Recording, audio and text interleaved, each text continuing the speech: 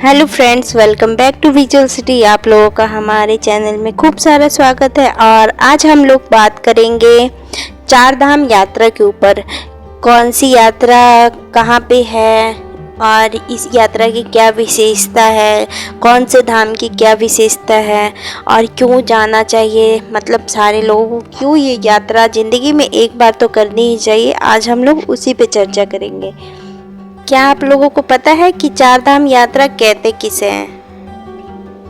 विशेषता हमारे शास्त्रों में ये माना गया है कि भगवान शिव और विष्णु के मंदिर जो होते हैं देश के अनेक हिस्सों में हैं, उन्हें ही चार धाम यात्रा के नाम से जाना जाता है। ऐसी मान्यता है कि स्कंद पुराण के तीर्थ प्रकरण के अनुसार चार धाम यात्रा को बहुत ही महत्वपूर्ण माना गया है। चार धामों के दर्शन करने से हर तरह के पाप खत्म हो जाते हैं और सकारात्मक ऊर्जा भी बढ़ती है। ये चार धाम चार दिशाओं में स्थित हैं। चार दिशाओं अर्थात उत्तर में बद्रीनाथ, दक्षिण में रामेश्वरम, पूर्व में पुरी और पश्चिम में द्वारिकापुरी स्थित है।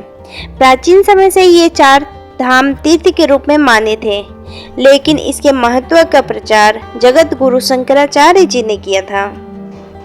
क्या आपको इस बारे में पता है कि हमारे चार धाम बनाए क्यों गए थे? तो आइए आज हम जानते हैं। हमारे धर्म ग्रंथों के अनुसार प्राचीन तीर्थ स्थलों पर जाने से पौराणिक ज्ञान बढ़ता है। देवी देवताओं से जुड़ी कथाएं और परंपराएं हमें मालूम होती हैं। प्राचीन संस्कृति को जानने का मौका मिलता है। मंदिर में रहने वाले पंडित और आसपास रहने वाले लोगों से संपर्क होता है, जिससे अलग अलग प्रकार के रीति रिवाजों का जानने का अवसर हमें मिलता है। भगवान और भक्ति से जुड़ी इन्हीं मान्यताओं की जानकारी मिलती है, जिसका लाभ दैनिक जीवन की पूजा में मिलता है। इसलिए चार धामों को अलग अलग दिशाओं में स्थापित किया गया है। ये तो बात हो गई कि हमारे चार धाम क्यों बनाए गए हैं, और अब हम जानते हैं आगे कि चार धामों की अपनी अपनी क्या विशेषता है। तो चार धामों में हम सबसे पहले चर्चा करेंगे बद्रीनाथ धाम पे। तो यह तीर्थ बद्रीनाथ के रूप में भगवान विष्णु को समर्पित है।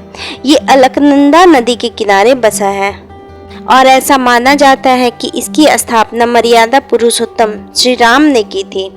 इस मंदिर में नर नारायण की पूजा होती है और अखंड दीप जलता है, जो कि अचल ज्ञान ज्योति का प्रतीक है। यहाँ पर श्रद्धालु तप्त कुंड में स्नान करते हैं। यहाँ पर वन तुलसी की माला, चने की कच्ची दाल, गिरी का गोला और मिश्री आदि का प्रसाद चढ़ाया जाता है। बद्रीनाथ मंदिर के कपाट अप्रैल के आखिरी या मई के शुरुआती दिनों में दर्शन के लिए खोल दिए जाते हैं। लगभग 6 महीने तक पूजा पाठ के बाद नवंबर के दूसरे सप्ताह में मंदिर के पट को फिर से बंद कर दिए जाते हैं। तो बद्रीनाथ धाम के बाद अब हम चर्चा करेंगे रामेश्वरम धाम की। रामेश्वर तीर्थ तमिलनाडु के रामनाथपुरम जिले में समुद्र के किनारे स्थित है, जो कि भगवान शिव को समर्पित है। यहाँ शिव जी की पूजा लिंग रूप में की जाती है, जो कि 12 ज्योतिर्लिंगों में से एक माना गया है। यह हिंद महासागर और बंगाल की खाड़ी से चारों ओर से घिरा हुआ है और एक सुंदर शंख आकार द्वीप है। माना जाता है कि भगवान राम ने इसी रामेश्वरम शिवलिंग की स्थापना की थी। जब भगवान श्री राम सीता मैया को बचाने के लिए श्रीलंका के ऊपर चढ़ाई करने जा रहे थे, तभी भगवान श्री राम ने इस शिवलिंग की स्थापना की थी। और इस धाम के बाद अब हम लोग चर्चा करेंगे पुरी धाम की।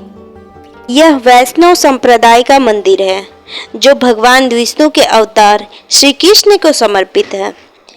इस मंदिर में 3 मुख्य देवता भगवान जगन्नाथ, उनके बड़े भाई बलभद्र और बहन सुभद्रा है। ये तीर्थ पुराणों में बताई गई 7 पवित्र पुरियों में से एक है। यहाँ हर साल रथ यात्रा का आयोजन किया जाता है। इस आयोजन में दुनिया भर से भगवान श्री कृष्ण के भक्त आते हैं। यहाँ मुख्य रूप से भात का प्रसाद चढ़ाया जाता है। और पुरी धाम के बाद अब हम लोग चलते हैं अगले धाम पे, जो है द्वारिका धाम। गुजरात के पश्चिम सिरे पर समुद्र के किनारे बसी द्वारिकापुरी को 4 धामों में से एक माना गया है। ये भगवान श्री कृष्ण को समर्पित है। ये तीर्थ पुराणों में बताई गई मोक्ष देने वाली 7 पुरियों में से एक है। माना जाता है कि इसे श्री कृष्ण ने बसाया था। वहाँ के स्थानीय लोगों और कुछ ग्रंथों के अनुसार असली द्वारिका तो पानी में समा गई, लेकिन श्री कृष्ण की इस भूमि को भी आज पुण्य माना जाता है। इसलिए द्वारिका धाम में श्री कृष्ण स्वरूप का पूजन किया जाता है। और इसके साथ ही आप लोगों को हमारा यह वीडियो अच्छा लगा हो, हमारे द्वारा दी गई जानकारी अच्छी लगी हो तो please like share and subscribe कीजिएगा जरूर।